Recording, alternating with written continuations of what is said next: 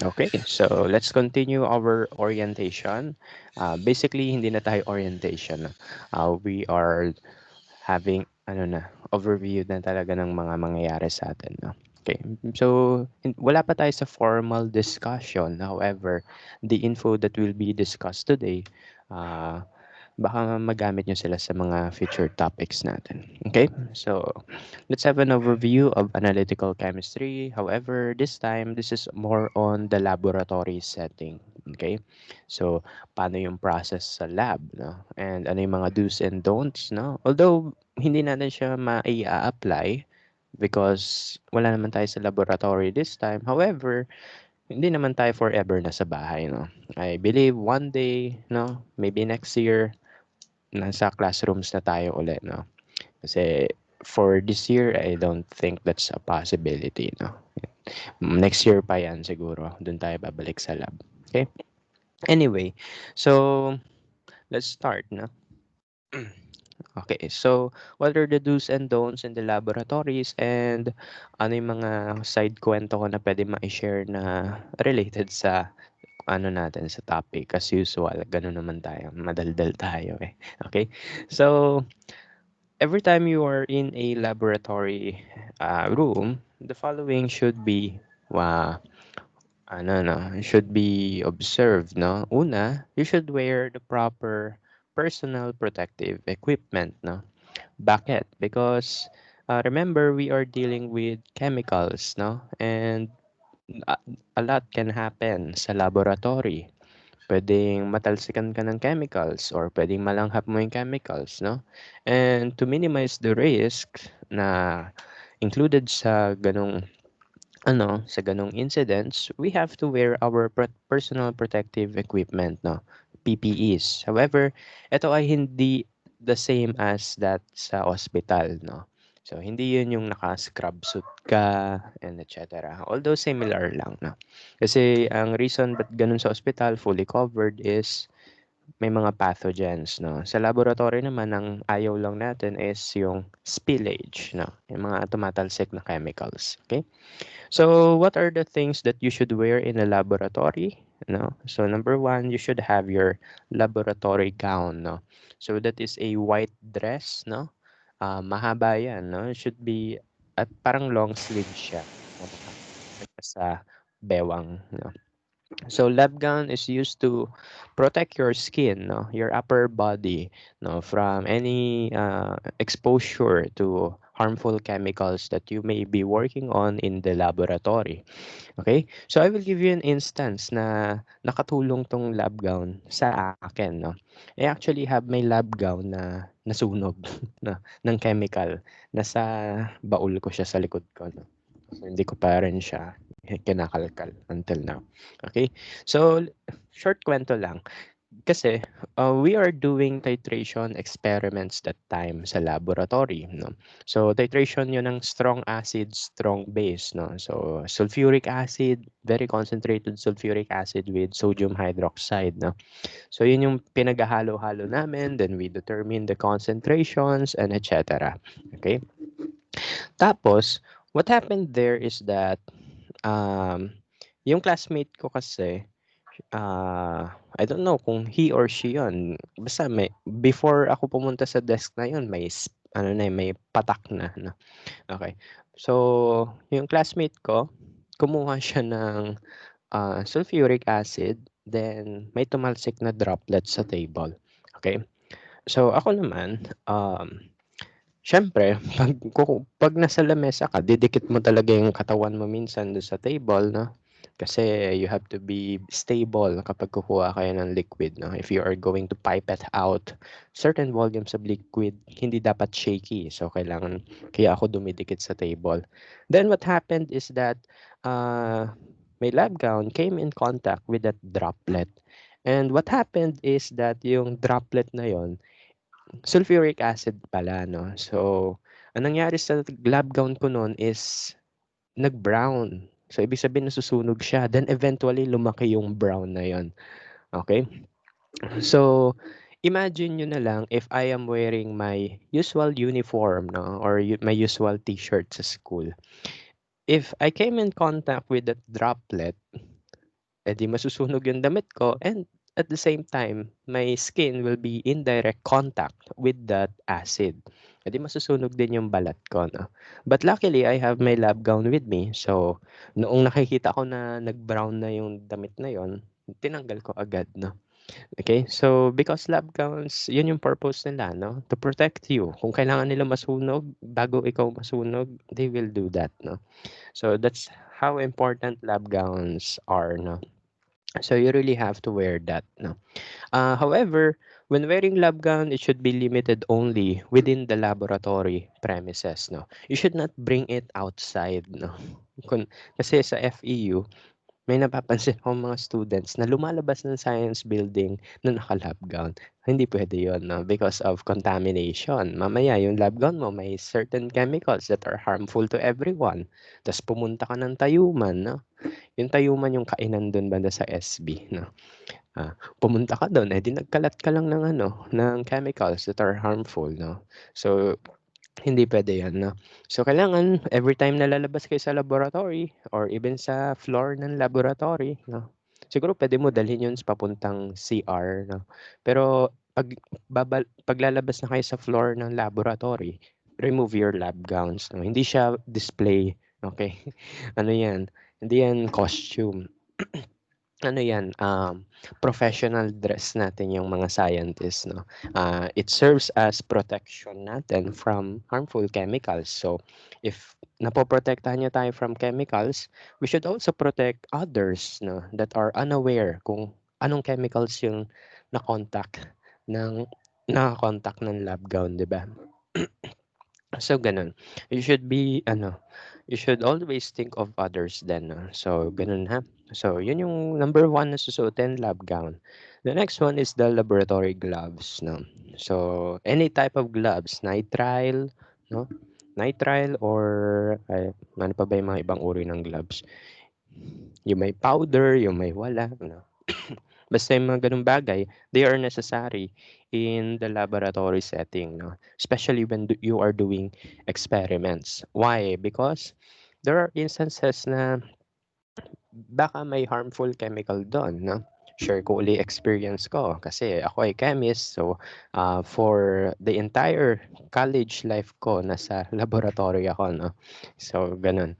So, share ko yung mga naranasan ko, okay? So, gaano ka-important yung love gloves? Very important din, okay? Uh, During my thesis, I was working on with an an absorbent material, 'no, na puwede niya kunin yung heavy metal from the solution, okay?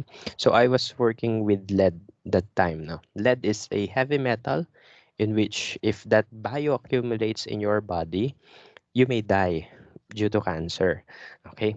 So, imagine niyo if I'm not wearing my gloves that time, patay na ako siguro ngayon, 'no? Or if not, siguro, nag-o-onset na yung cancer ko, 'no? Pero that didn't happen, 'no? Unless, 'di ko sure. Okey, kaya medyo nagwo-worry din ako. Pero that's life, gano'n kaming chemist, 'no, ready mamatay. So gano'n.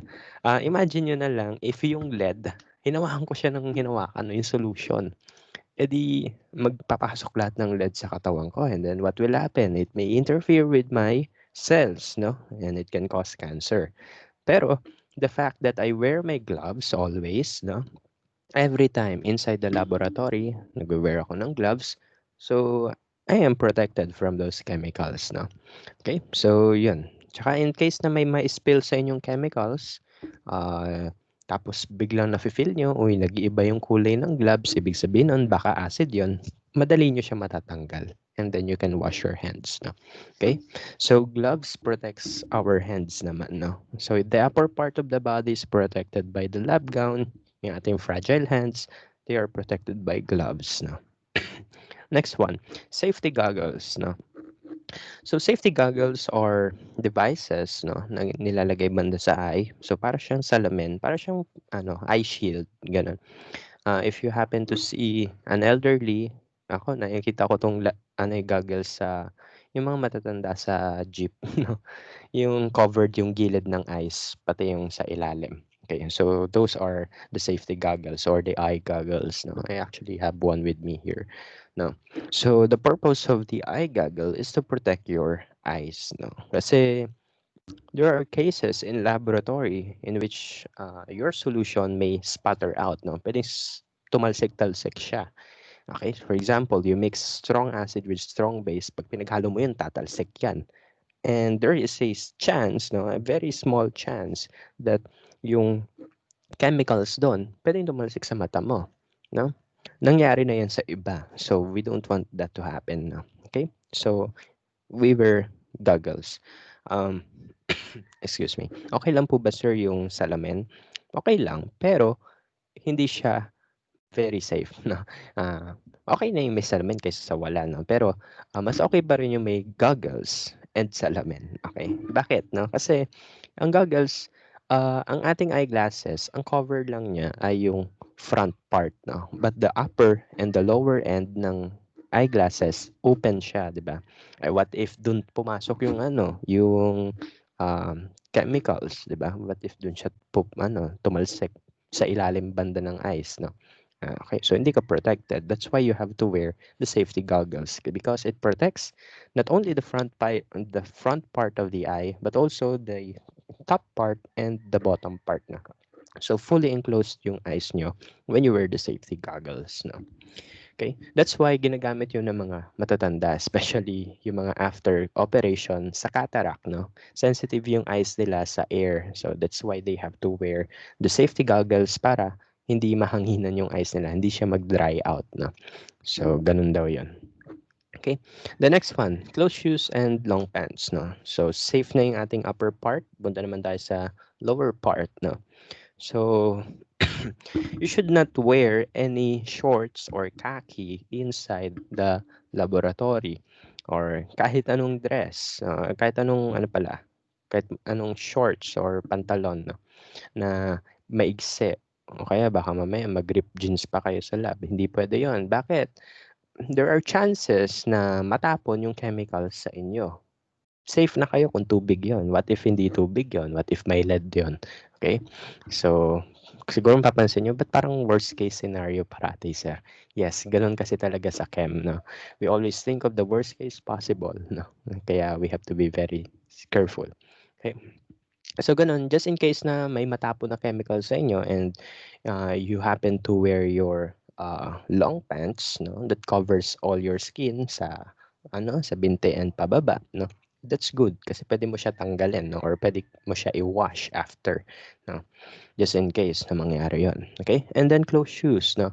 Hindi dapat pag mag-wear kayo ng shoes, never dapat exposed ang skin ng paa nyo.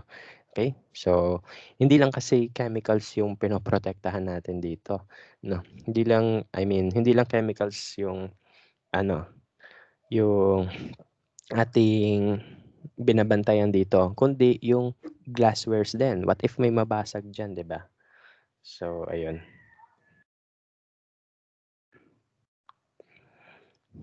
Excuse me. Sorry for that. Okay, so yun. So mamaya may mabasag na glass, tumalsik sa'yo, sugatan ka pa, no? And that happened sa aking batchmate sa college, no? So nangyari yun.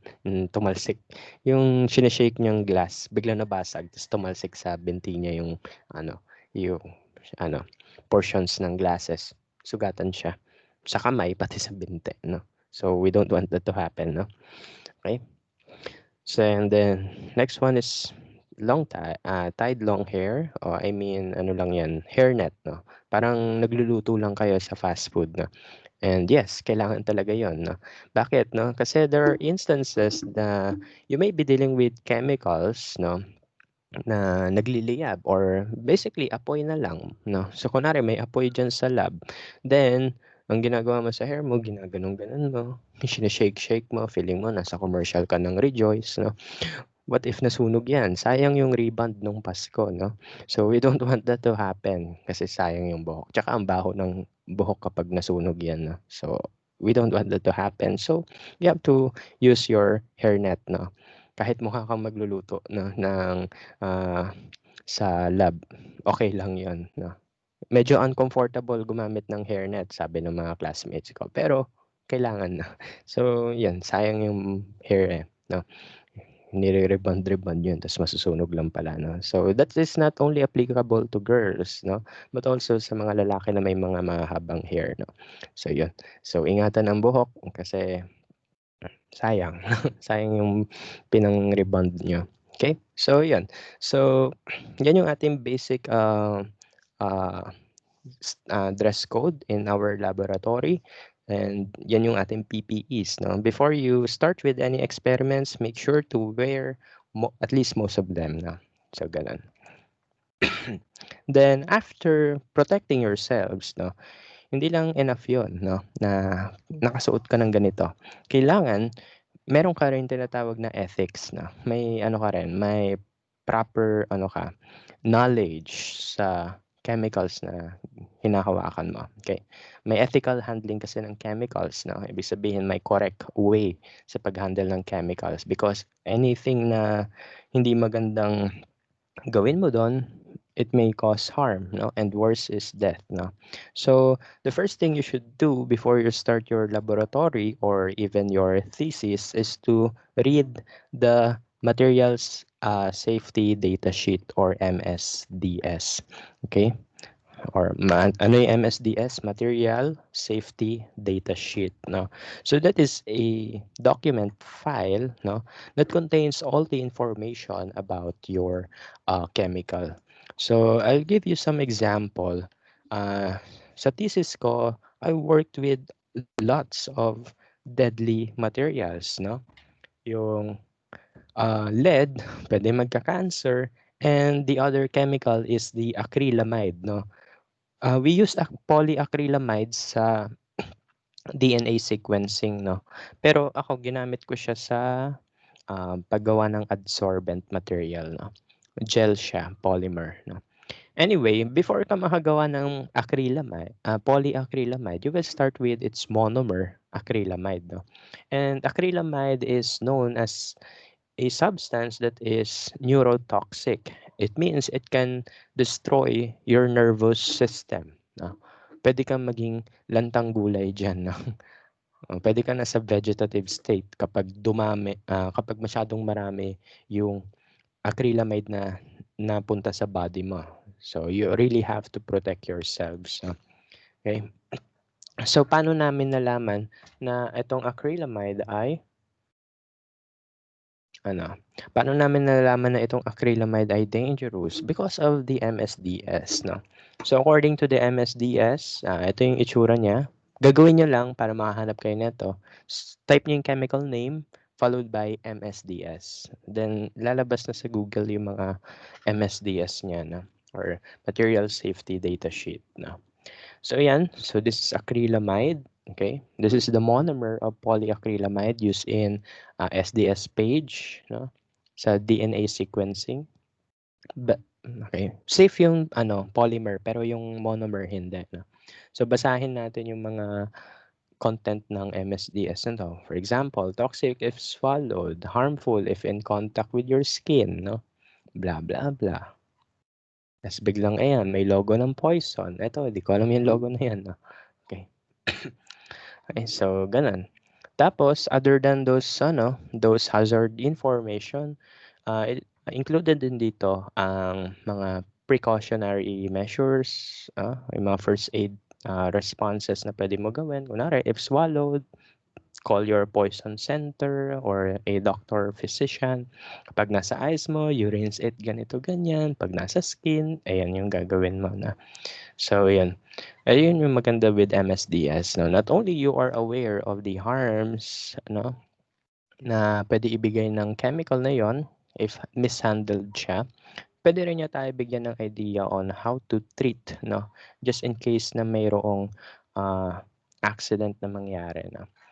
Also in the MSDS, andito rin yung ways to store it, no? Yung storage kasi ng chemical that depends on the chemical properties of your substance, no? So iba-ibang ways ng storage per chemical, no? Okay, so hindi mo siya pwede ilagay sa ganitong bottle parate, no? So may certain criteria to be met, no? And then their ecotoxicity, kailangan mo ba siya itapon sa sink or not, no? So, nakalagay yan dito. Sasabihin yan, do not empty into drains. Ibig sabihin, wag nyo siya itapon kahit anong mangyari, no? So, because there are proper ways to dispose it, no? So, nakalagay dyan, no? So, ganun lang. Usually the pollution chemistry officer will take in charge of this, pero as students we should also be responsible enough, no, to know what are the things to be executed kapag may problems na lumabas, no. So ganun naman dapat, no? Hindi lang dapat puro asa sa ating lab head, no, or sa laboratory staff, no. Kailangan tayo rin alam natin yung tamang response, no? Okay? So, ganun. Huwag itatapon lahat ng chemicals because it can kill other species, no? So, pwedeng mamatay yung mga dolphins, no? Pwedeng mamatay yung mga corals and etc., no? So, hindi lang dapat tayo lang yung safe. That's too selfish, no? Kailangan safe din yung other species, no? Especially the marine life, no? Okay? Sila na nga yung first-hand victims ng ating ginawang problem, yung global warming. So, bawasan natin yung pain nila, no? Okay, so yan. You should be familiar with the identity, the harms, and the proper storage, and yung ways to address the emergency na just in case na magkamali ng hawak ng chemicals, no? Again, saan malalaman yon? Sa MSDS or Material Safety Data Sheet na nag-google yan. Okay, and the next one, no food and drinks allowed, no. Ito, sa laboratory, lots of students, no. Although pinapagalitan ko naman sila. Sasabihin nila, iinom lang naman po sa loob, no. Ako ginagawa ko, kapag iinom kayo sa lab, wag sa lab. Okay? So, walang iinom sa lab, kahit tubig lang yan. Lalabas kayo ng room, doon kayo iinom or kakain. Okay?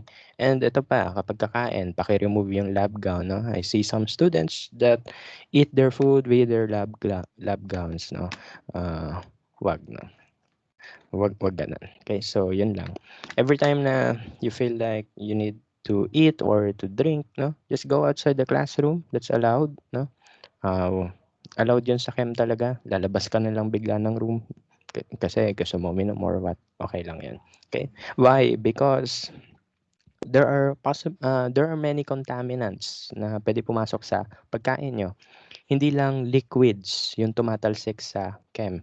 Yung mga solid chunks din, pati yung gases, yung mga smoke, no, from chemical reactions, and pwedeng may adverse effect yon sa health nyo. So we don't want that to happen, no. So it is best if lalabas na lang if you want to drink or to eat, then balik na lang sa lab. Hindi yung lalabas tas di na magpapakita, no. May mga ganun students, no, mag-attendance lang.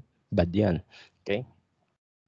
And the next one, the use of contact lenses are not recommended in the laboratory. Okay?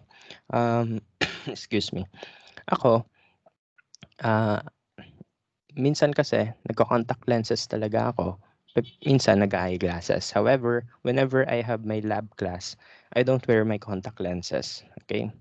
Okay, bakit? Kasi yun nga, we're not only dealing with droplets of chemicals. Pwede rin yung mga mist, no? Yung mga usok-usok ng chemicals, no? For example, binuksan mo yung concentrated hydrochloric acid, no? Concentrated muriatic acid. 'Di ba pag binuksan mo yun umuusok?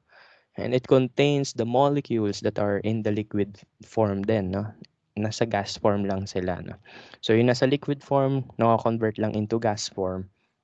HCl pa rin yun. And imagine nyo, what if may HCl gas na dumikit sa contact lenses nyo? What will happen? Pwede masunog yung mata nyo, no? Okay? And ang isa pang bad thing with contact lenses, although ako gumagamit talaga niyan, maganda no? May color yung eyes mo, no? Pero may downside kasi yan. Our contact lenses accumulate dirt over time. That's why we have to clean it, and sometimes there are may shelf life lang yan. We have to dispose it after, let's say, 1 month, 6 months, no? Or 1 year, no? So, kailangan mo siya itapon agad, no? So, bakit? Because it accumulates dirt, no?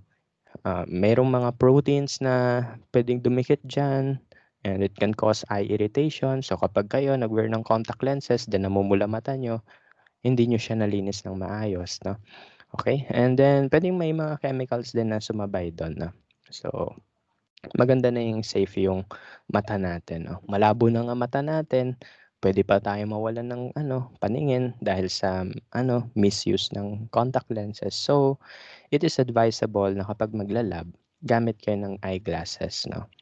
'Pag lecture, puwede kayong mag-contact lenses 'no. Pero since virtual lang tayo, do whatever you want 'no. So, gano'n. Tsaka usually naman ginagawa niyo naman sa laboratory sa first day, magpi-picture kayo with your lab gowns 'no. So, kailangan nerdy-nerdy yung itsura 'di ba? So, mas better yung yung eyeglasses 'no. Okay. So, gano'n lang. Next one, organic solvents, concentrated acids, and ammonia should be handled in the fume hood. Why? Because number one, they emit smell, no? Mabaho sila.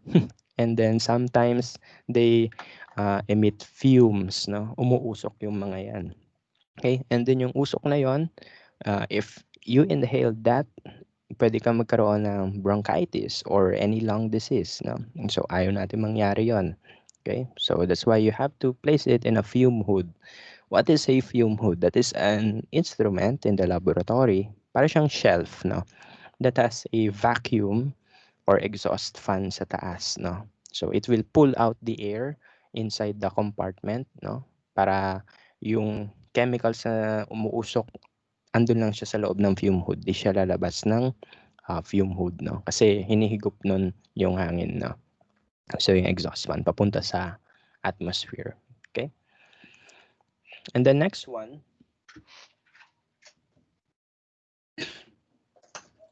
okay, so in the next one, we have to clean any spills immediately.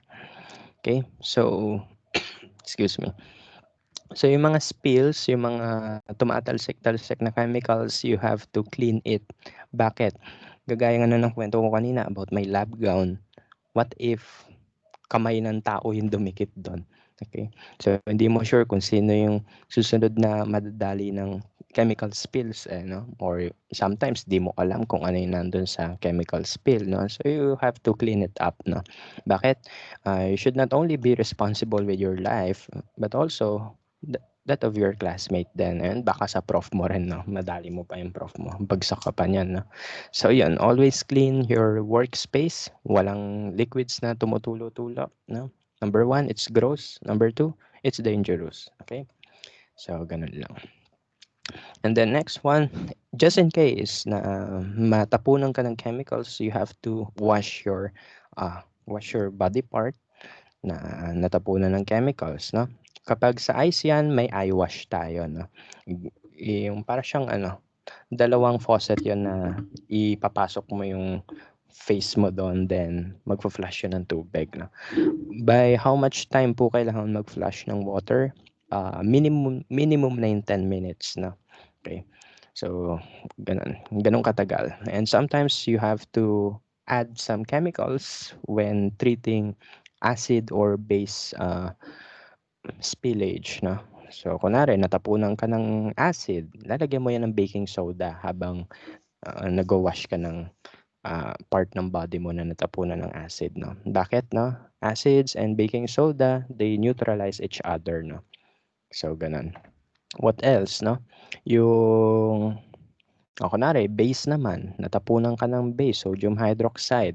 Flush mo yung part ng body mo with na natapunan, flush mo yan with water, and patak-patakan mo ng suka, no?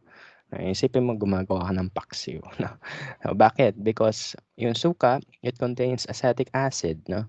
And then yung base, may sodium hydroxide. So acid-base reaction 'yon. Magni-neutralize 'yon eventually, okay? To lessen the harm, no? So ganun. And then you should be able to know how to use the first aid kit, no? In case na kunwari may masugatan, how do you clean the wound, no? Kailangan may betadine yan, antiseptic din yun, no? Panlinis ng sugat, no? To prevent contamination din ng wound, no? Para hindi siya lumala. And then, paano gumamit ng bandages, no? So, dapat alam na natin yun, no? So, kapag hindi pa, mayroon na mga videos yung Red Cross, no? Online, no? Okay, so ganun. Next one is to label all the vessels that contains your chemical, no? So, in chemistry, ito, common practice to. Okay? Yung alam mo yung tubig water bottles, no? So, we sometimes use water bottles as container for certain chemicals. For example, sodium hydroxide, yung mga base, hindi mo siya pwede i-store sa glassware. Okay, bakit? Kasi yung glass and yung base, magre-react yun, masisira yung glass. Tatapon lang yung liquid mo. Okay, so you have to place it in a polymer container, no? Such as plastics, no? Hindi magre-react yung base with polymers eh. So yun, so yung ating sodium hydroxide, lalagay mo siya sa plastic bottle.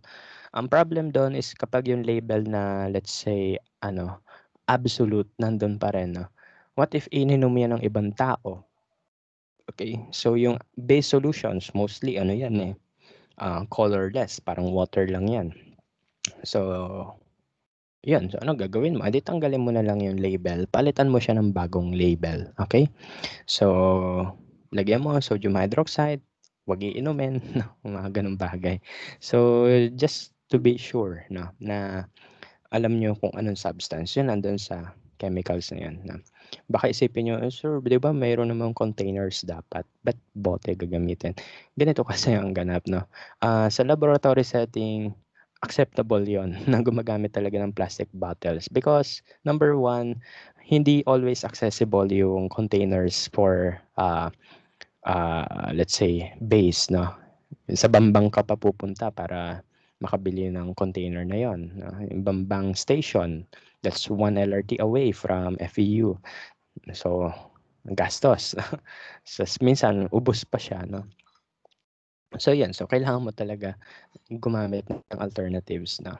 Although, hindi siya ganun ka-accepted, pero okay na lang, no? Ano yon, parang alternative container kasi, no? Ah, wala na tayong magagawa doon. Kailangan minsan natin mag-improvise, no? Basta yun lang, when doing improvisations, especially with containers, you have to be very, very careful. Okay? So, lagyan nyo ng label, no? Okay? So, yan. Importante ang label. Okay?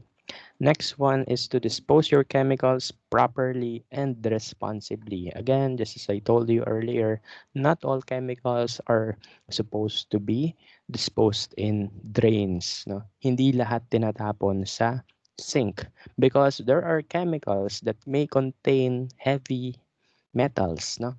So, ano yung heavy metals? These are metals in the transition period, no? So that's from period 3 pababa ng periodic table.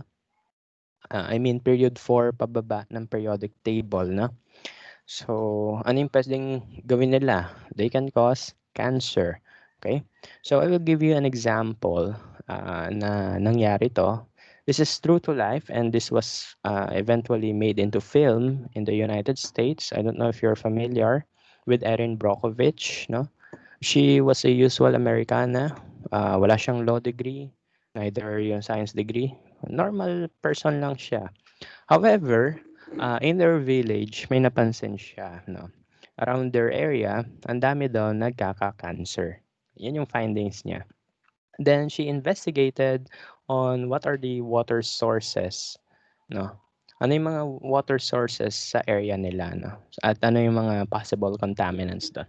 Ano lang siya, worried lang siya sa nangyayari sa paligid niya, no? So, very good girl siya, no? So, ang napansin niya is that along their potable water pipeline, yung inuming tubig, mayroong company na to, the Pacific Gas and Electric Company, which releases chemical waste, no, directly sa water stream, no? And yung chemical waste nila ay chromium. Chromium is a heavy metal, no?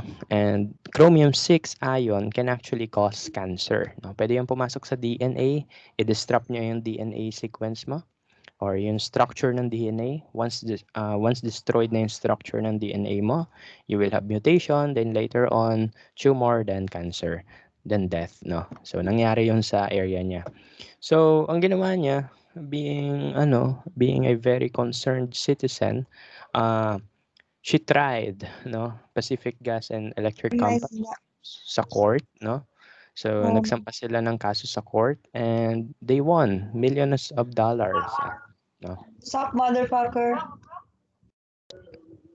Ano yun? Nasa si Shelo.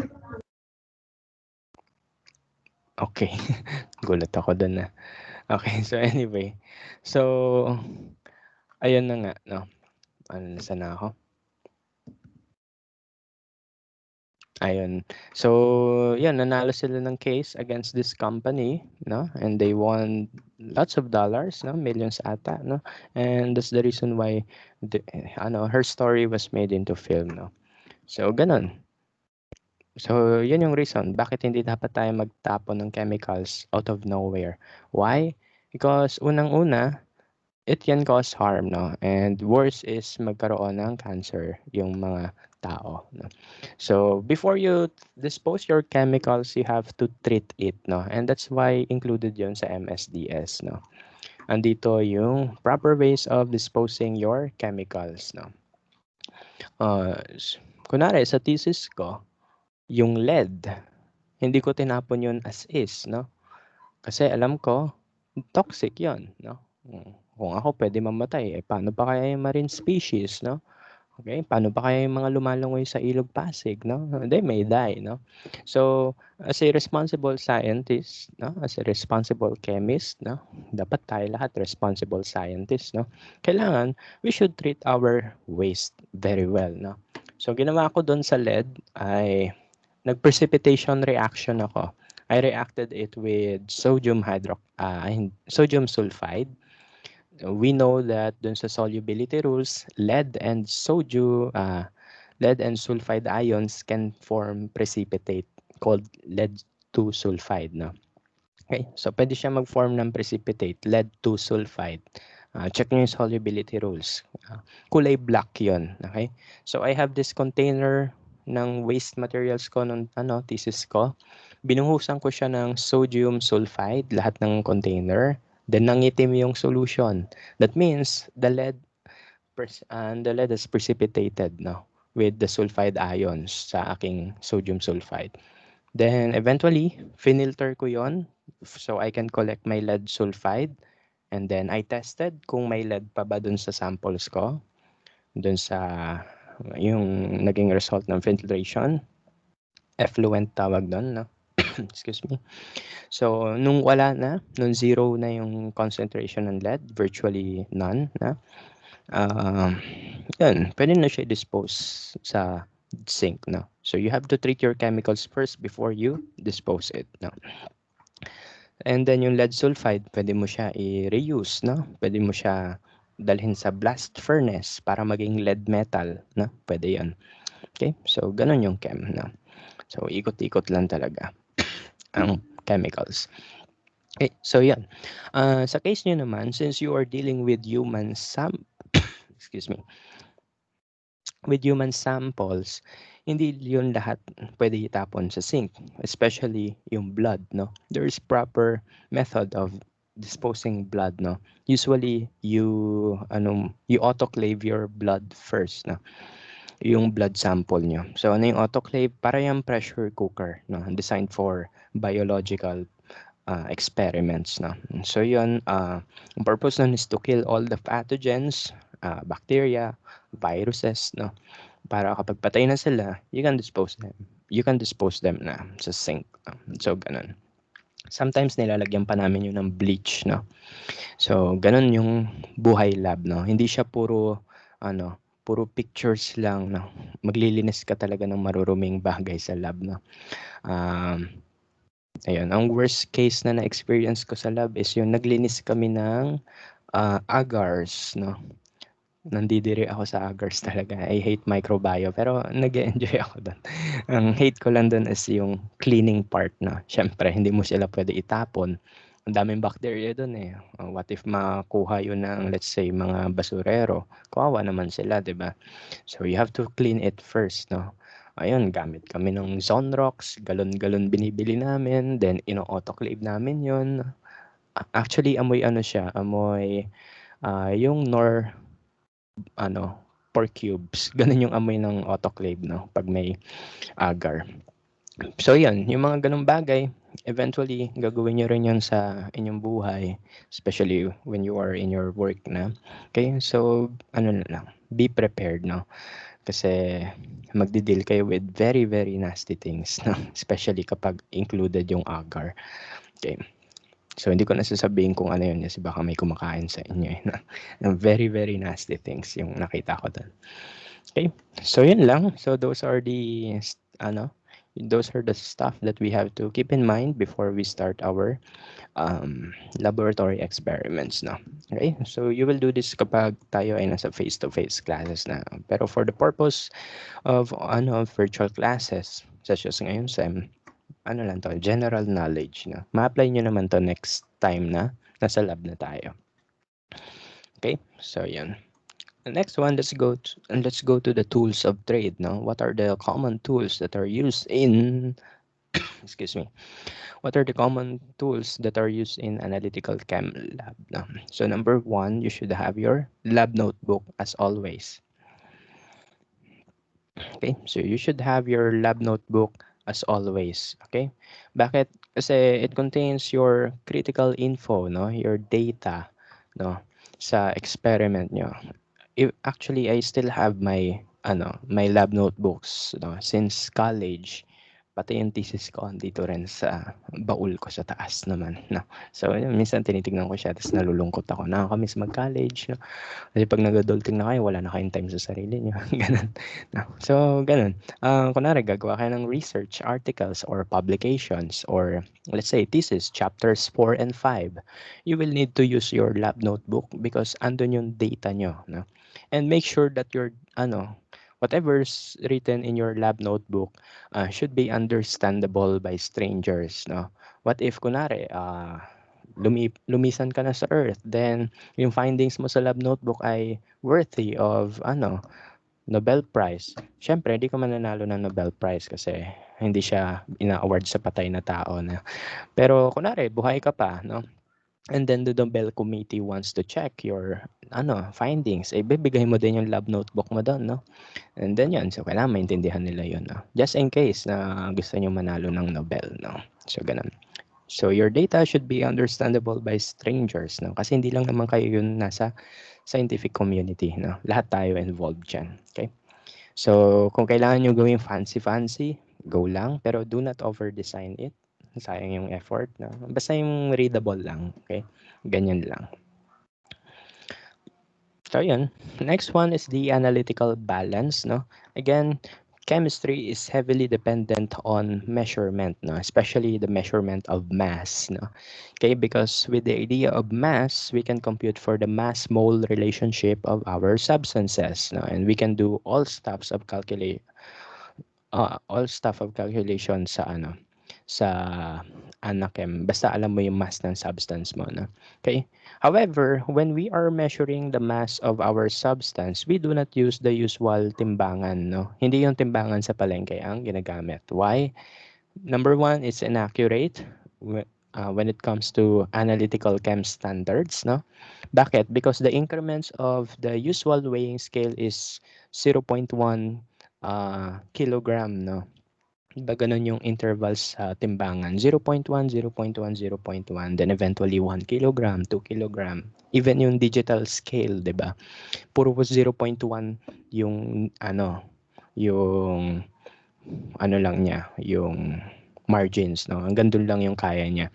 However, if you use your analytical balance, this instrument is very, very, very sensitive enough, no, to measure at to 0.00001 grams, no? Or at least 0.1 milligram. Hanggang doon siya. Yun yung kaya niya i-measure. Okay, some goes to 0.01 milligram pa nga, no? Pero ang common is up to this mark, no? hanggang diyan yung kaya niya ma-measure na mass, no? So it is very sensitive, no? Bugahan mo ng hangin yan, magbabago yung mass niyan. That's why it it is enclosed in a glass wall, no? In glass walls, no? So ito yung weighing scale, ito yung glass container niya, no? So kailangan covered yan. Bakit? Bugahan mo lang yan ng hangin, kunwari huminga ka man, gumanong ka, magbabago timbang niyan, no? So it can measure the weight of the air, no? The pressure exerted by the air. So ganon. Okay? Why is this so sensitive enough, no? Bakit siya super sensitive, no? Number one is that unlike the usual weighing scale that depends on springs, no? Analytical balance makes use of electromagnets, no? Actually, itong nasa gitna, that is a floating uh, part, no? Itong nasa gitna ng analytical balance, floating yan, lumulutang yan, no? And then, depending on the distance of that floating device from the instrument, no? Depending sa distance nun, may corresponding mass yon. Okay? So, ganun. Lumulutang kasi yan and depende sa height ng float niya, may corresponding mass yon. So, that's why kahit bugahan mo yan ng hangin, may mariread siyang mass. Okay? So, ganun siya ka-sensitive, no? That's why this is used in analytical chemistry because we are dealing with very, very, very, very, very tiny amounts of matter. Okay? So, ganun. So, yun. The next one is the buret. No? So, we are now talking about the containers or apparatus that are used in transferring liquids. Okay? So, buret is an apparatus used in anachem to transfer liquids up to 50 ml mark, no? Up to 50 ml yung pwede niya i-transfer. And they are usually used in titration experiments, no? So this is a very very long tube of glass, no? A very long tube of glass yan with graduations, no? From 0 to 50 ml mark, no? And then, ginagamit sa titration. Papakita ko na lang once na nandun na tayo. Okay? So, yan. This is around at least 1 meter yung haba niya. Ganun siya kahaba, no? Okay? So, ayan. So, you fill your buret from the top. Okay? Pupunuin mo yan ng tubig dyan or ng solution mo until you reach the 0 ml. Okay? So, once you reach the 0 ml, you will flush it. If-flush mo muna siya, no? Dito sa stopcock, no? So we call this the stopcock. No? So yan. Pag twinist mo yan, magfa-flash yung tubig diyan. Pag clinose mo yan, hindi siya magfa-flash, no? Okay, so yun lang yung idea dito, no? So again, burets are used to transfer liquids with volume up to 50 ml, and this is commonly used in titration experiments. Okay, so how to operate our buret?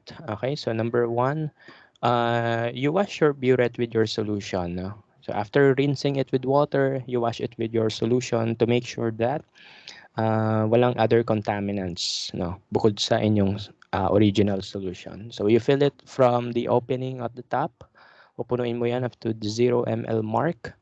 Then, you will open the stopcock, no, to release the water. No? Ipupush ng water, mapupush yung water pababa through the help of gravity, no? Pag inopen mo tong stopcock, no? There are cases na may air bubbles doon, no? So, may hangin-hangin doon.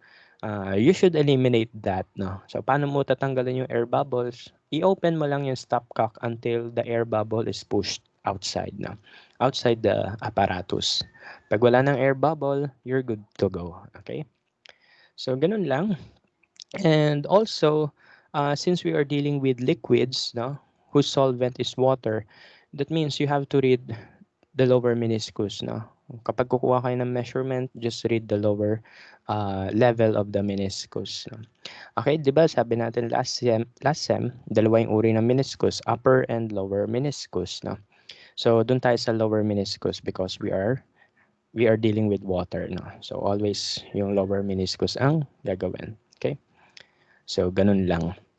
And also, when reading the meniscus, you should keep in mind to avoid the parallax error. No? avoid nyo yung parallax error. Ano yung meaning nun? Okay? Kasi, when you have the meniscus, sometimes, pwede mo siya tignan at lower angle o kaya higher angle. Pwede nakayuko ka, pwede ka nakatingala or eye level. Ano yung acceptable doon? Yung eye level, no? Di yung nakatingala ka or yung nakayuko ka, that's wrong, no? Yun yung sources ng parallax error. Bakit?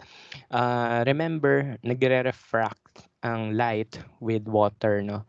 So kapag hindi mo siya tinignan natin eye level, pwede kang makakuha ng bad measurements, no, or bad reading because of the refraction of light, no, due to water, no, and the glass, no. So yun, ah magbabago yung yung level ng ah magbabago yung level ng liquid kasi kapag maling angle mo siya tinignan, no. So ganun. Okay? So yan. What else? Okay, so yun lang, avoid parallax error, always look at the eye level. Kunwari, kapag titration experiment yan, imagine nyo, 1 metro yan, no? 1 metro yan nasa lamesa nyo. Paano nyo yan babasahin? Okay, so dalawang paraan, no? Number one, you get your buret, then kunin mo yung buret, no? Then titigan mo siya, okay, at an eye level.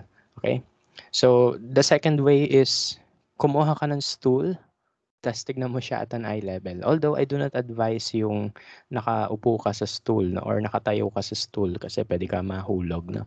So ako, usually I clamp out, no. Tinatanggal ko sa clamp yung buret, then titignan ko siya at an eye level. Magaan lang naman 'yan. Okay? So although you have to be careful, may mga nakakabasag ng buret and medyo mahal 'yan. Okay? So ang pinakamurang buret is 1,500 pesos. So ayaw natin magsayang ng ganung pera. Pang milk tea yun eh. Okay? So that's buret. Again, so buret, ito siya, ginagamit siya for transferring liquids up to 50 ml mark. No? So ganun. And it is used in titration experiments. Next one, volumetric flask, no? So this is the volumetric flask, no? Compared with the buret na maraming graduation, ibig sabihin maraming markings, no?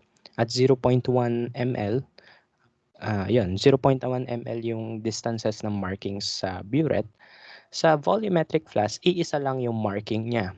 So iisa lang yung line. And that line can be found in the neck, no? On the neck pala, sorry.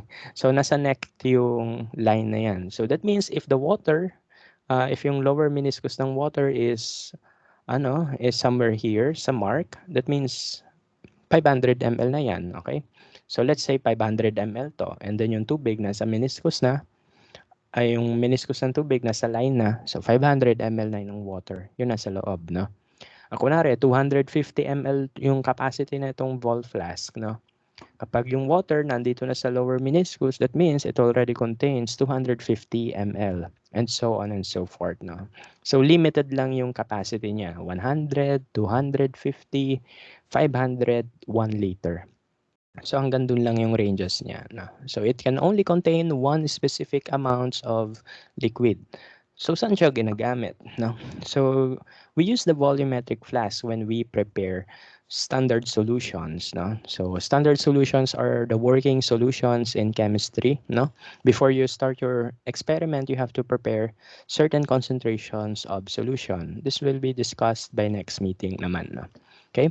So when we prepare our standard solution after solving for the amount of the solute that is necessary to prepare that concentration, gagawin mo, ita-transfer mo yung solute papasok dito sa ball flask, no? So you have to use glass funnel minsan, no? So minsan kailangan mo gumamit ng glass funnel. So the solute will be transferred into the bottom of your vol flask, no? And then when filling your vol flask with water, make sure that you use wash bottle, no? So yung wash bottle, ayan yung itsura niya. Para siyang ganyan. Yan yung itsura niya, wala na akong masasabi. Ini-squeeze yan, no? So as you squeeze that, the water will be pushed towards the nozzle, no? So, mapupush yung tubig pataas sa nozzle when you squeeze this bottle, no? Para siya yung sa karenderya, yung container ng toyo, suka, etc. So, ini-squeeze mo siya, tapos tutulo dun sa nozzle yung water. Okay? So, ano yung susunod na mangyayari? No. So, when you push your liquid dito sa wash bottle, okay? So, when you push your liquid sa wash bottle, kailangan ang crystals ma-push din pababa. Okay? So, you have to wash the neck, no? Kailangan linisin mo yung neck. So, uh, you have to rotate your wash bottle, no? Para matanggal talaga yung solids diyan, no? Okay, so kailangan mo siya i-push until lahat ng crystals mapunta sa ilalim. Okay, once you're done with that, gagawin nyo, you will fill your vol flask halfway. Okay, so lalagyan mo siya ng tubig halfway. Bakit hindi siya kailangan punuin agad, no? Kasi ganito, after filling your vol flask halfway, you cover it and then you mix your solutes, no? Is swirl mo yan, no? For example, itong alcohol bottle ko yung vol flask is pwede mo siya i-swirl. Pwede mo siya iikot-ikot or pwede mo rin siyang baliktarin. Okay? So, pwede mo yan iganon. That's why may takip yan sa taas. Okay? So, pwede mo siya i-swirl, pwede mo siya i-baliktarin, no? Just to make sure lang na well dissolved ang inyong solute. Kasi kapag hindi yan dissolved ng maayos, mahirap na, no? Baka uulit ka ulit, no? So, make sure mo muna tunaw lahat yan, no? And then once your solutes, no, or your crystals or your solids have been dissolved already, pag tunaw na yan lahat, you fill it up to mark. And ito yung sasabihin ko, when filling this up to mark, kailangan pantay na pantay sa meniscus.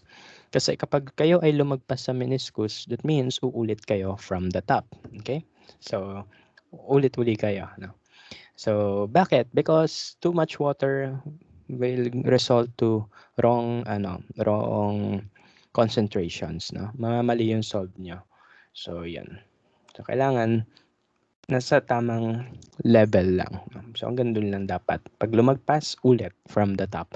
That's why making standard solution in chemistry will take around 1 to 2 hours, no? Depending sa pila sa analytical balance, no? So, ganun siya katagal, no? Okay? So, yun. Next one, another volumetric apparatus. We have the pipettes and the syringes. No? So let's talk about pipettes first. No? So our pipettes are used to transfer liquids. That is also true for syringes. However, sa chem lab, we use pipettes talaga. No? Okay, so these are the pipettes. It has volumes ranging from 0.5 ml capacity up to 20 ml. No? So that means pipettes can be used to transfer much smaller volumes of liquid compared to your buret. No? So mas onti yung pwede niyang i-transfer. No? Specific, kaya nga tawag dito ay mga transferring apparatus. No? So ginagamit siya to transfer certain amounts of liquid not greater than 20 ml. No? So paano ginagamit yan? No? So ito yung pipette nyo. So you have your pipette here. Dito, ito yung ilulublob nyo sa solution. You will dip this part into sa solution so that the liquid can be pulled from this point pataas when you have suction dito sa tube, or pwede rin naman siya ma-push palabas dito sa part na to. Okay? And then at the other end, we use aspirator dito. Before the creation of aspirator, old chemists use their mouth, no? Bibig ginagamit dito, ginagawa nilang straw yan. Yes, ganun ka brave yung chemist before, no? Kaya ang dami namamatay sa kanila, no? So, pero ngayon, we use aspirators, no? So to give you an idea kung ano yung itsura ng aspirator, if nakakita na kayo ng baby aspirator, parang ganon, no? Yung panghigop ng snot ng baby. So ganon din. Ito yung aspirator na ginagamit sa chem lab. Okay? So this is a rubber thing, no? Na kapag pinindot mo yan and then you release your thumb pataas. Ito yung pipindutin mo, no? Pag pinindot mo yung pababa, it will release the air. Pag ni-release mo yung thumb mo pataas, it will suck the air and together with it yung liquids, no? Papasok siya sa ating valve flat ay sa ating sa ating pipette, no? Rearrange ko lang tong pictures. Ayan. So, ayan. So, ay, baliktad. Basta idudugtong mo ito dun sa kabilang dulo. Okay. So, pipindutin mo yan. Okay. You will press this so that the water will be pushed out. Then, as you release your thumb, no, aakyat yung liquid dito sa ating pipettes, no. And then, you make sure that you reach your meniscus, no, yung desired level ng liquid mo. Okay. Then, yun. Then, para i-release mo yung liquid, all you have to do, okay? So, para ma-release yung liquid, all you have to do is to just remove your uh, aspirator. Tanggalin mo lang ang aspirator, no? Kaya kung gusto mo i-control, you can use your thumb, no? To to seal this top, no? Okay. Pag ginamit mo yung thumb mo to seal this part, hindi dadalo yung tubig, no? Pero pag ni-release mo yung thumb mo, dadaloy uli yung tubig. Okay? So, you can control it using your thumb, no? Okay. So, yan. So, there are two types of pipettes. We have the transfer pipette and the measuring pipette or more pipette, no? So, what's the difference between the two? Okay. So, for transfer pipette, ito yung nasa taas, it can only transfer one volume of liquid, no? So, isang volume lang yung pwede niya i-transfer. So, pwedeng 5 ml yan, pwedeng 1 ml, pwedeng 10 ml, pwedeng 20 ml. Hanggang dun lang. However, if you want increments of that scale, kunwari gusto mo 5.5, no? You have to use the measuring pipette, no? Okay? So, yan, mas marami siyang graduation. Ibig sabihin, mas marami siyang scale. And 0.1 ml ang differences. No? So, ganun. Okay? Compare that with sa transfer pipette na wala talagang graduation except sa iisang line sa taas.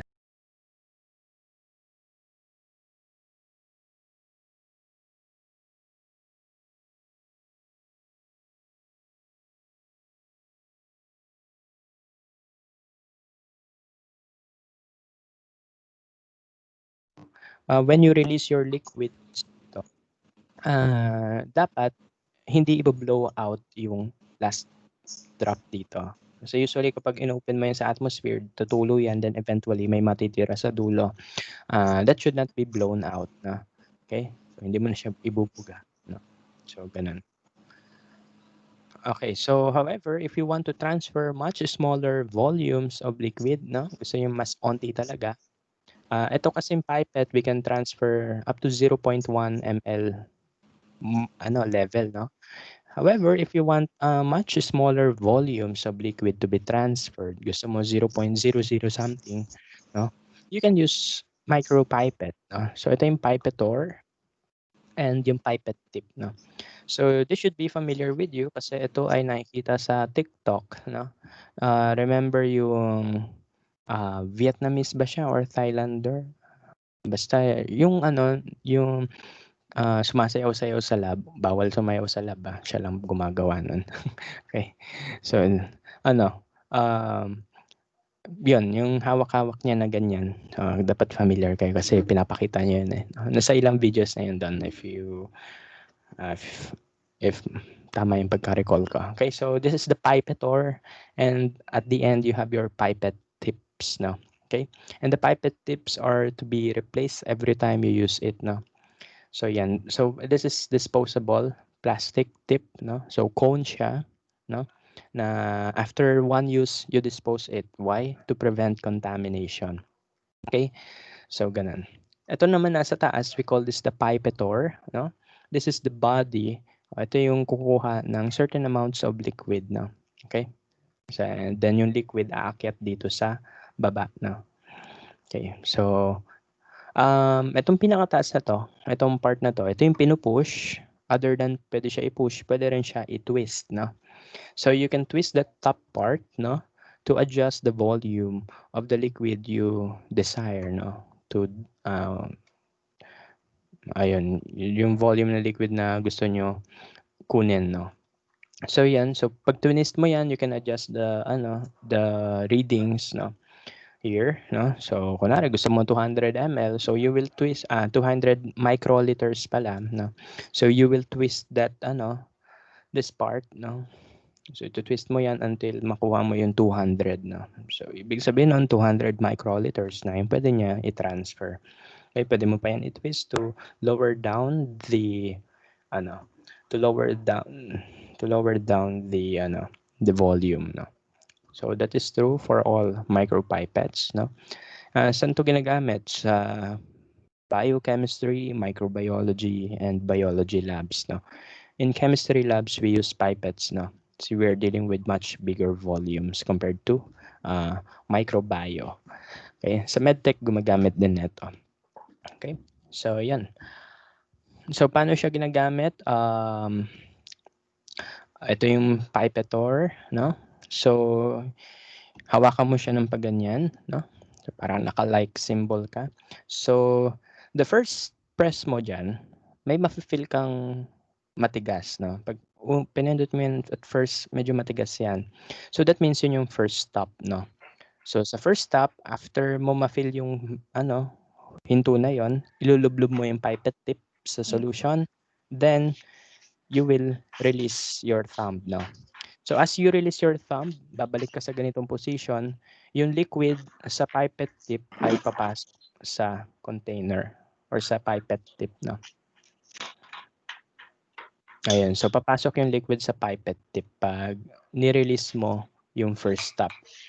Then, if you want to discard the liquid, gusto mo na siya ilabas from the pipette tip, you have to press it all the way down. So, ipe-press mo uli siya pababa, no?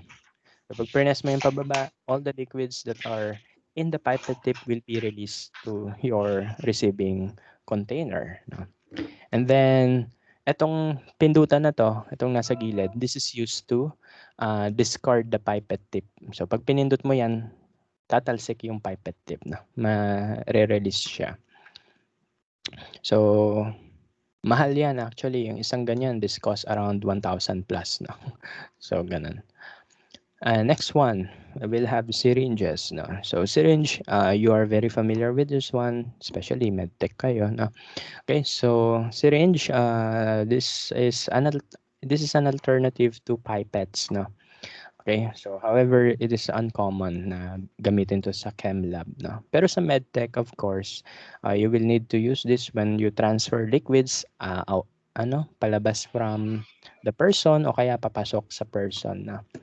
Kunwari blood, edi tusukin mo siya, no, ng syringe, no? Imagine niyo na lang kung pipette itutusok mo dun sa 'di ba, sa pasyente, di hinimatay 'yun. O kunwari pipetor, no? Hindi puwede 'yun, no? Ano 'yun, puwede pa siya magkasakit, no? However, 'pag syringe, 'yun yung puwede, okay?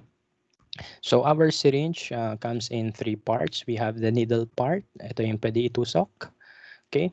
This is the barrel which contains your graduations and it holds the liquids, and the plunger which is used to pull out or to push out the liquid or the air inside, no? Okay? So this is similar with pipettes, no? Okay? Um, However, when you use syringe, kapag pinul mo pataas yung yung plunger, there are instances that bubbles may come along with the liquid, no? So if that happens, no, kunwari may liquid diyan, ano gagawin nyo? You will position your syringe upwards, no? Pointing dapat sa taas yung needle. Tuktukin nyo yung gilid, no? Isipin nyo, nasa K-drama kayo. Tataas yung syringe, tutuktukin nyo yung gilid. Then, ang purpose nun is para ma-push yung bubbles papunta sa nozzle. Then you will push your syringe pataas, no? To the correct volume, discarding the bubbles, no? Bakit? Kasi kunwari sa tao yan, tinusok mo yung syringe tapos may bubble na pumasok doon, it can cause complications, no? Mas mawawala yung license nyo, sayang naman. Okay? So, ganun. Next one will have filtration. Ito isang tool that is used in Mhm. This is another tool used in Anachem, no?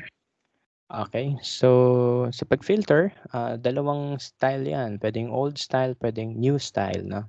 So let's talk about the older versions, no? So this is the common filtration setup. We call this the gravity filtration, okay? So what happens here is that you have your, glass funnel. This is your receiving flask, no? Then ito yung solution. You will dump everything the uh, inside the filter paper, then you let the gravity pull the effluent, okay, so ganun. Problem with this one is that it will take so much time, super tagal nito. Before pandemic last year, ganito ginagawa namin sa lab, so there was this instance na halos isang oras kaming nagfi-filter. Okay, ganun po siya katagal. Okay. So, lumagpas pa nga ng isang oras eh. Okay, so ganun katagal yung pag-filter, no? So, yun lang. So, especially kapag kayo ay nasa research or industry, time is very precious. So, you don't want to spend your whole day waiting for the setup to to end, no? Masyadong matagal yan eh, no? Time is money sa company. So we use an advanced version of filtration setup, no? We use the Gush filter crucible. So ito yung itsura niyan. So this is the flask, Erlenmeyer flask with opening down. Usually that is connected to a vacuum, no? So what happens here is that this is the Gush filter crucible. Maglalagay ka dyan ng filter paper or any filtering material.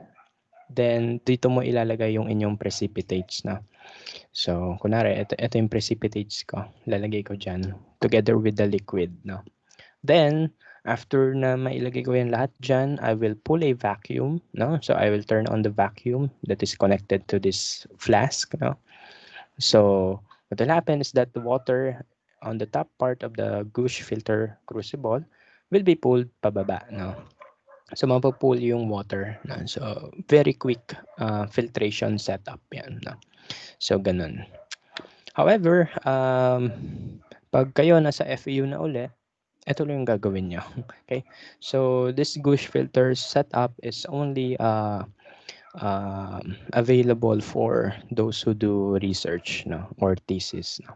Kasi uh, kasi limited lang yung ganito natin doon, okay? Pero itong common filtration setup, maraming ganyan. Okay? Next one, drying, no.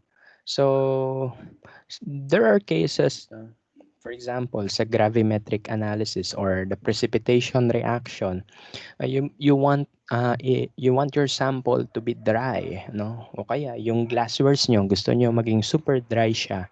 So in order to remove the water from your samples or from your apparatus, you have to place them in an oven, okay?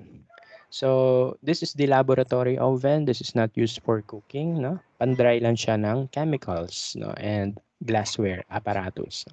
Okay? So drying process usually take around half a day to a week, no? So depending on your apparatus or your reagent. Ganun katagal, no? Okay. Then after drying your samples, you will place them in a desiccator, no?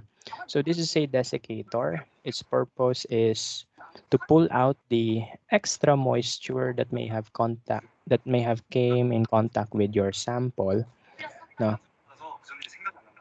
Ayun, may nanonood ng movie. Okay. So, you will place your, whatever yung drenay mo dito sa yung sample. Nawawala ako Okay. So, yung kung ano man yung drenay mo dito, you will place them in the desiccator. Okay. So, lalagay mo siya sa desiccator so it will further pull the moisture from your apparatus or your reagent. No? So, yan, para mas tuyo siya. And then, two parts yan, no? So, dito sa top part, dito mo ilalagay yung kung ano man gusto mo ilagay. On the bottom part, this contains your drying agents, no? So, one common drying agent for your desiccator or your desiccant, no, is the silica gel, no? If kayo bumili kayo ng sapatos last time 'no, kung mapapansin niyo your shoe box 'no, comes with a packet 'no, of beads 'no. Yung beads na yon we call that the silica beads or the silica gel 'no. So those stuff 'no, yung mga substances na yon, yung silica gel, we call them desiccants and sila yung nilalagay sa desiccator, okay. So sa tingin niyo bakit may gano'n sa shoes niyo? To dry your shoes 'no, para hindi siya mag-moist, hindi siya masira. Gano'n din yung ginagawa sa desiccator 'no. So isipin niyo ito yung shoe box niyo, yung silica gel, yun yung desiccant, yun din yung nandito, ta's yung shoes niyo nasa loob 'no. So the purpose is to pull off the moisture. So dry yung inyong apparatus 'no. So dalawa 'yan, meron tayong ordinary desiccator which is ganyan lang and the vacuum desiccator which is similar. However, it has a part here 'no, kung saan puwede mo siya idugtong sa compressor 'no or sa vacuum. What's the difference 'no? Kasi when you pull a vacuum sa inyong desiccator, what happens is that the water will boil off 'no. If you could still remember your in-org chem, yung phase diagram ng water, okay. So for example, eto liquid 'yan, ito liquid water. If you pull off your, pressure pababa, magiging gas 'yan, 'di ba? So gano'n. 'Pag naging vacuum yung nasa loob ng desiccator, mas mabilis magbo-boil off yung water. Hence, mas mabilis yung drying process 'no. And 'yun, when covering your desiccator, you have to use petroleum jelly 'no or grease 'no. Bakit? In order to make an airtight seal 'no. Kasi kapag hindi yan airtight, wala yang petroleum jelly, for example, pwede lumusot yung hangin papasok sa gaps ng takip and sa desiccator. Okay? And sometimes we also cover what's inside the desiccator to prevent contamination, just in case may dust, no? So, kailangan mo pa siya i-cover with this setup, no, as shown here. And then lastly, malapit na tayo matapos, no? Okay. So, lastly, um, this is the important tool na kailangan natin gamitin sa Anachem, the calibration.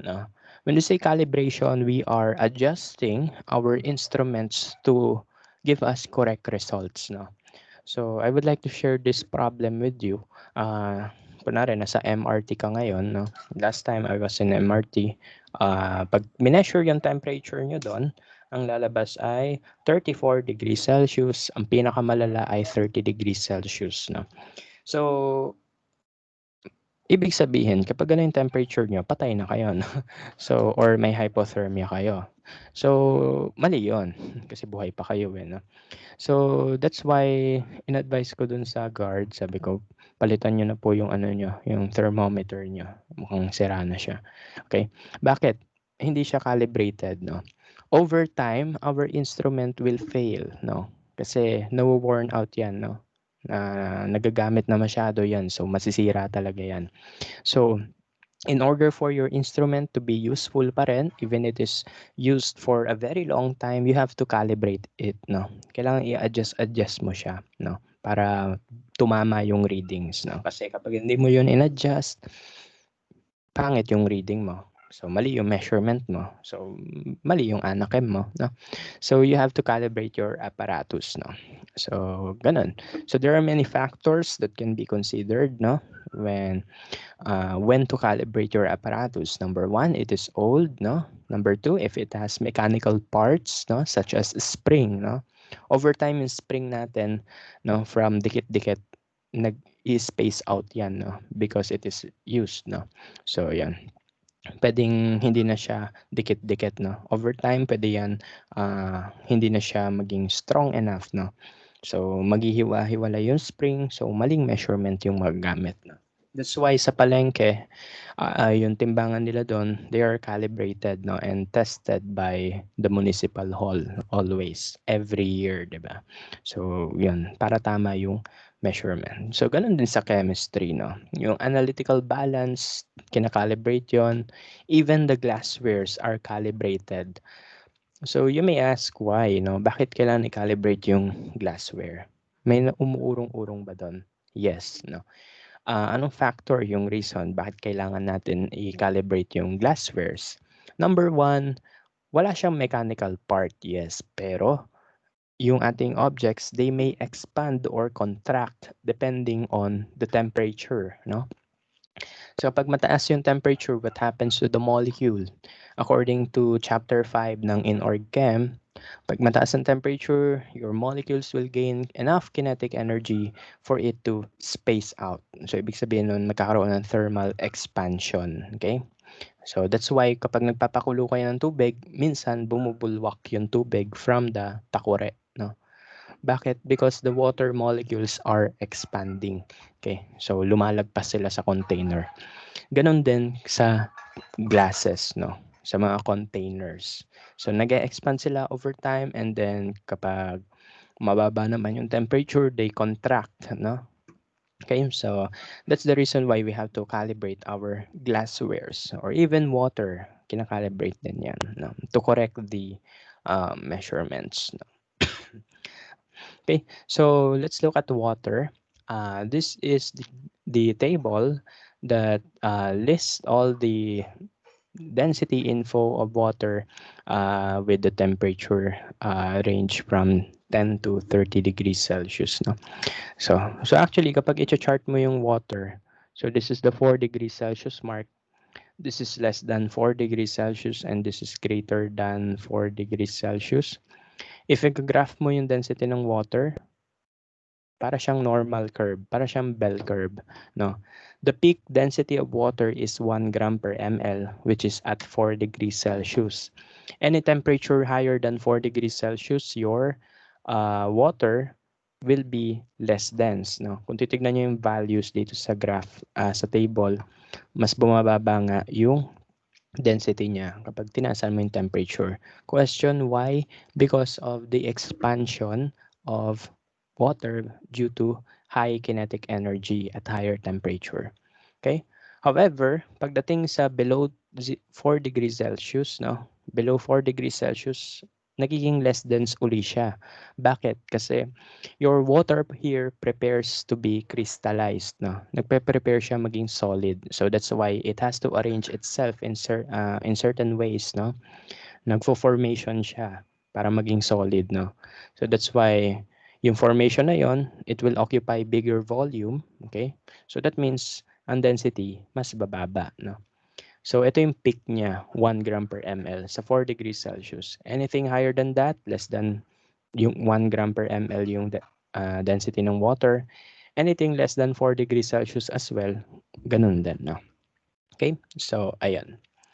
So, that means, no, since we are preparing solutions in chemistry, depending on the temperature of your substance, no, magbabago-bago yung kanyang concentration due to um, volume changes sa water, no. Ang pinaka magbabago talaga doon is the molarity. Okay? This will be discussed next week naman, no? So, molarity is mole per volume, di ba? So, the mole of the substance is fixed, no? So, fixed yan. Pero, the volume of your substance varies depending on the temperature, no? So, kapag mataas yung temperature, magbabago yung volume. Pag masyadong mababa yung temperature, magbabago uli yung volume. So, you have to account for that, no? So, let's have this example. Hindi naman to kasama sa quiz, no? So for example, we have this a 0.3146 molar aqueous solution is prepared in the winter, 17 degrees Celsius daw yon. Ano naman daw yung kanyang molarity when it is warm, 25 degrees Celsius. So to solve for the corrected molarity or for the corrected concentration, you have to account for the density changes. So you just do the ratio and proportion. The density values are found here sa table. Okay. So just do ratio and proportion and you will get the final answer na ito yung new concentration. Ano nangyari? So from 3146 molar, naging 3141 molar siya at higher temperature. Why? Because the volume of water increased, no? Due to increase sa temperature. Okay? Mag-expand yung water, hence the volume will increase, and as a consequence, the molarity will be decreased, no? So, yan. Given yung equation na yan. Inverse kasi yung relationship ng molarity and volume. So, bigger volume, smaller molarity. Okay? So, yan. And then after that, no? So, alam nyo na yung ways how to do kung paano mag-dress sa laboratory. You know kung ano na yung standards, no? Yung mga ethics sa laboratory. Alam nyo na yung instruments and yung calibration. After that, you can start with your actual experiment na. So, you can do your measurement and then eventually you will come up with your results, no? Okay? However, you should not be satisfied with just one result, no? So, pag nagtitesis kayo, hindi porket lumabas yung isang sagot, yun na yun. Okay? You have to test your data. You have to check your method's reliability. Kasi, ang problem with chem is that ang daming factor, pwede yung lumabas na result ay by chance lang. Okay? Okay, so you really have to check kung yun din ba yung lalabas if you are going to redo the experiment, no? How many times? Minimum na yung 3 times sa laboratory na. So triplicates lang. Okay? So you will check their standard deviation. Dito na papasok yung statistics. You check the standard deviation, the mean, median, mode, all those measures of central tendency, and how to compute for bad data. So yung mga yon ginagamit yon to uh, estimate the reliability of your result. No? The lower your standard deviation, that means your data are in good agreement. No? Kapag malaki yung standard deviation, that means your methods are incorrect. Kung hindi man yung method yung incorrect, yung tao na mismo na nag-experiment ang incorrect. Okay? So, malalaman natin what are the types of error in the future chapters. No? So ganun, always hindi dapat satisfied with just one outcome. No? You check if consistent ang inyong data by doing experiment all over again for a minimum of 3 times. No? However, for let's say vaccine, hindi pwede yung triplicates lang, no? Because you will be dealing with lives, no? So that means you have to have bigger pool of data, no? So that means you need at least thousands of data, no, na i-analyze mo. So you can see yung efficacy or yung effectivity rate ng inyong vaccine. No? So ganun, ganun ka-importante yung stat sa chem. No? Kasi yes, nakapag-analyze ka, pero the question is that reliable or not? No? Okay. Kasi sa thesis, ito yung ginigisa madalas. Reliable ba yung results mo? Maniniwala ba kami sa numbers mo? Okay. So, ganun. Yun. Bakit ko sinasabi sa inyo yan? Kasi isa ako sa mga nanggigisa dati. No? Ayun. Ito yung parati kong inaano. Reliable ba yan? Asan results nyo? Let me see your ganito ganyan. So, yan. That's life, no? Okay? So, after that, no? Once you are able to do your experiment, hindi dapat tayo satisfied with just one result, no? That's why we have the feedback system. For example, sa vaccine, okay? So, according to Pfizer, their effectivity rate is around 96%, no? Okay. So, ang iba't ibang bansa, they're not just satisfied with what the company is saying, no? Kasi company daw yon. So, kailangan nila i-test, no? Ng independent body. And then, they found out na, totoo naman, no? So, 96% pa rin yung nakukuha nilang results, no? So, yun yung feedback system. Not because you have one result given by this source, that means it is reliable, no? Kailangan i-test mo pa rin siya by independent research labs, no?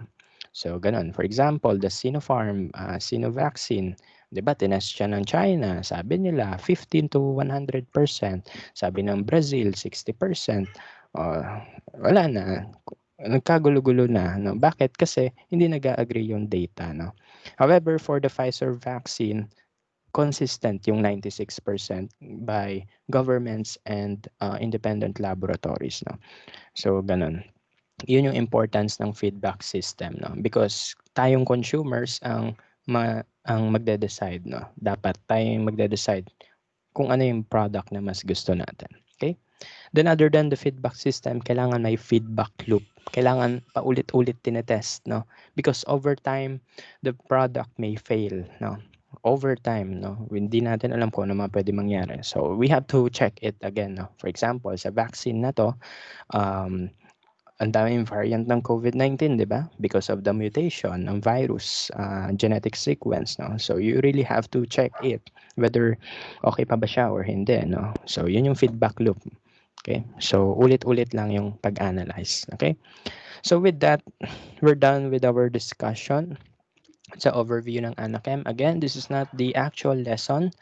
Ano lang to? Baby steps for Anachem. No? So hopefully, medyo napaisip kayo, ay, ang daming ganap sa Anachem. Yes, ganun po ang Anachem. Yes. Hindi lang siya about solving. It is also about quality, no? Quality control and quality assurance, no? Important to sa companies, no? So that's why Anachem is very crucial.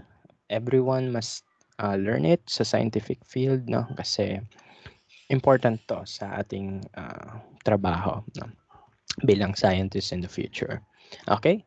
So with that, we're done, no? So lunch time na rin, no? So pwede na kumain yung mga gusto kumain. So teka lang, check ko lang messages.